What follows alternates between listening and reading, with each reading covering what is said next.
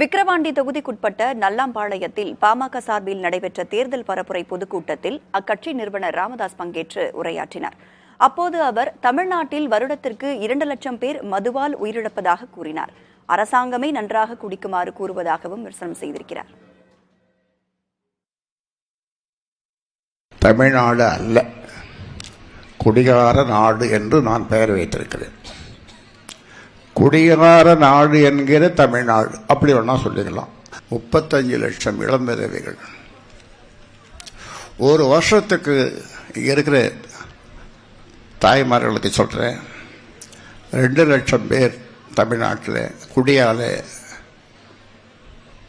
இறக்குறாங்க, அதாவது சாவறாங்க. உங்களுக்கு தெரிந்த பேசுற மொழியிலே சொல்றேன். 2 லட்சம் பேர். அதுக்கு முன்னாலே ஒரு ஊர்ல ஒரே ஒரு வீட்டில் தான் குடிப்பாங்க. இப்போ தாய்மார்களை நீங்க சொல்லுங்க, எத்தனை பேர் குடிக்கிறாங்க? இதற்கெல்லாம் யார் காரணம்? குடியை கெடுக்கும் என்று சொல்லிட்டு நல்லா குடிங்க. அதனுடைய இதை தான் பார்த்தோம் இப்போ கருணாபுரத்தில்.